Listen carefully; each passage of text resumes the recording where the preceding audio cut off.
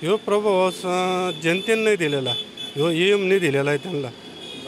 वैयक्तिक बाळासाहेब थोरात यांचं जे सहकार क्षेत्रातलं जे जाळं आहे तुम्ही अनुभवताय तुमच्या तालुक्यामध्ये दूध संघ असेल, कृषी उत्पन्न बाजार समिती असेल, तुमच्या विविध बँक्स असतील किंवा सोसायट्या असतील, यामध्ये बाळासाहेब थोरात यांनी कुठल्या प्रकारे कार्य केलेलं आहे?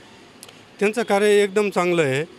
आणि जे तुम्ही म्हणताय कारखाना असन किंवा बँका असन, यांचं बाकीच्या तुलनेमध्ये योगदान खूप चांगलं आहे.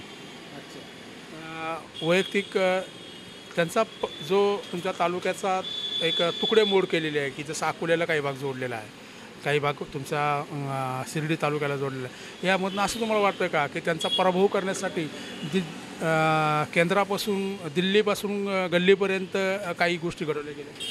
हो, हे तुम्ही बोलत्या बरोबर आहे.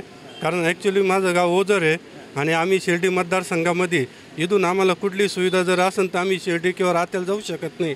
आमचं गाव फक्त 14 किलोमीटर येतं आहे संगमनेरपासून. जे पाहिजे ते आम्ही संगमनेरलाच येतो. पण एकंदरीत तुमचं बाळासाहेब थोरात यांच्याबद्दल तुमचं मत काय? माझं मत तर चांगलंच आहे. बरं, तुम्हाला काय वाटतं की तुमच्या संगमनेर तालुक्यामध्ये महाविकास आघाडीला जास्त जागा भेटतील की महायुतीला? नाही, हे नालायक सरकार पाडायला पाहिजे लोकांनी. महायुतीचं सरकार नालायक आहे? नालायक आहे. आपले जे तालुक्याचे भूमिपुत्र आहेत, जे महाराष्ट्राच्या मुख्यमंत्र्याच्या शर्यतीमध्ये असे बाळासाहेब थोरात, यांच्याविषयी तुमचं मत काय आहे? बाळासाहेब थोरात फार माणूस चांगला आहे. कसं त्यांच्या बाबतीत तुमचं काय मत आहे? नाही, हे ते सरकार शेतकऱ्यांचं होतं, हे सरकार नालायक सरकार आहे, शेतकऱ्यांच्या विरोधातलं सरकार आहे. हे जनतेने ना यांना गाडून टाकायला पाहिजे. आपल्याबरोबर या गावचे उद्योजक तरुण मतदार राजा आपल्याबरोबर आहेत. दादा, तुमचं नाव काय? माझं नाव मयूर दत्तात्रय कासार. काय आगामी ज्या निवडणुका आहेत स्थानिक स्वराज्य संस्थांच्या, यामध्ये महाविकास आघाडीला किती जागा लागतील किंवा काय प्राबल्य राहील? तो थोरात साहेबच गड राखतील. साहेबांच्या बाबतीत काय सांगताल की सार्वजनिक क्षेत्रामध्ये, सहकार क्षेत्रामध्ये त्यांचं कामकाज कसं आहे?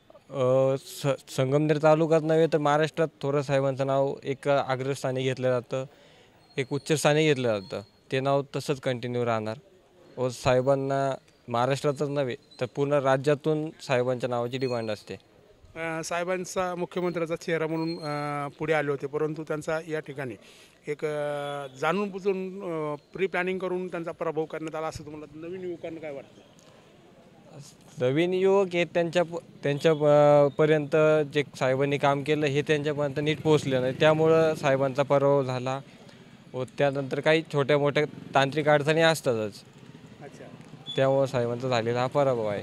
साखर कारखाना असेल, वेगवेगळ्या बँकिंग असतील, त्यांच्या किती लोक तुमच्या गावातील मुलांना नोकऱ्या वगैरे त्यांनी लावल्या का? भरपूर नवयुवक आहे, काही प्रौढ लोक आहेत, ते कारखान्यामध्ये चांगल्या पदावर कार्यरत आहे, त्यांच्या संस्थांमध्ये कार्यरत आहे.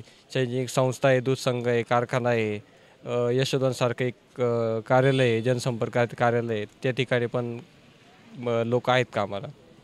ओके, काय वाटतं साहेबांच्या बाबतीत अजून तुम्हाला काय बोलायचं? साहेब हे एक शांत संयमी नेतृत्व आहे.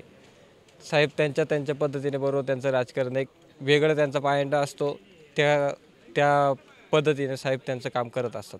ओके, धन्यवाद दादा, थँक्यू व्हेरी मच.